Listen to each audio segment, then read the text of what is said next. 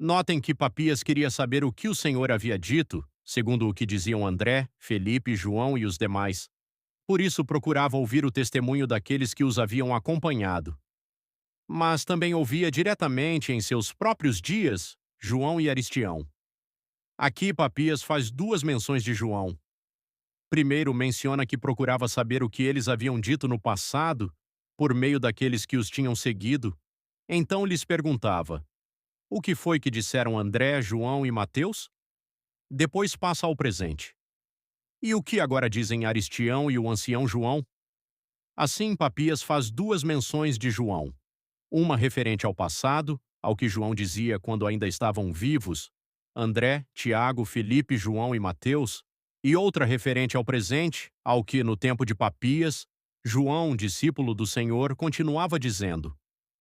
Devido a essas duas menções de João nesta passagem, Eusébio de Cesareia interpretou que um era João, o apóstolo, e o outro seria um segundo João. Não percebeu que Papias está se referindo ao que aqueles discípulos diziam no passado e ao que o próprio João continuava dizendo no presente? As duas menções de João não se referem a dois Joãos.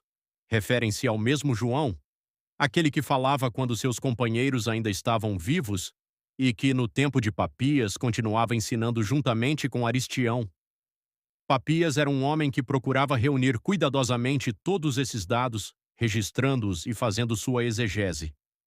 Foi justamente em consequência dessas palavras de Papias que Eusébio, mais tarde, fez essa interpretação equivocada. Por isso quero destacar o comentário de Eusébio. Depois vocês poderão lê-lo, porque o encontrarão citado em muitos lugares. Estou enfatizando o testemunho de Papias por ter sido ele um ouvinte direto de João. Outros fragmentos de Papias. Há também outros fragmentos de Papias que foram preservados. Alguns foram citados por Eusébio, outros por Apolinário. André de Cesareia, aquela Cesareia onde ficava a biblioteca de Orígenes, escreveu o seguinte acerca de Papias e de Apolinário de Hierápolis, não o de Laodiceia, que foi posterior. Apolinário de Hierápolis foi, por assim dizer, um sucessor de Papias. Eles relatam alguns dados acerca de Judas Iscariotes que Papias registrou. Diz assim: Judas não morreu na corda, mas sobreviveu por haver se soltado antes de enforcar-se, e disso dão testemunho os Atos dos Apóstolos. Havendo inchado, arrebentou pelo meio e derramaram-se todas as suas vísceras. Em seguida começa a explicar a morte de Judas, que foi terrível. Diz que ele chegou a inchar de tal maneira que já não se podiam ver nem os seus olhos, apodreceu, saíram vermes, e sua carne se derramou sobre a terra, de modo que o lugar onde morreu exalava um cheiro tão horrível que ninguém conseguia passar por ali. Coisa terrível. É isso que Papias relata a respeito de Judas. Agora vejam o que diz André de Cesareia em relação ao Apocalipse. Esse testemunho é importante. Ele diz: cremos ser supérfluo alongar o discurso acerca da inspiração divina deste livro, isto é, o Apocalipse de João, quando dão testemunho de sua autoridade os bem-aventurados Gregório, o teólogo, e Cirilo, e entre os mais antigos, Papias, Irineu, Metódio e Hipólito. André de Cesareia está se referindo ao testemunho dos mais antigos, Papias, Irineu, Metódio e Hipólito, e um pouco depois deles, Gregório e Cirilo, todos reconhecendo o Apocalipse como obra do apóstolo João. São testemunhos muito antigos. Para terminar, quero fazer algumas citações literais de Irineu.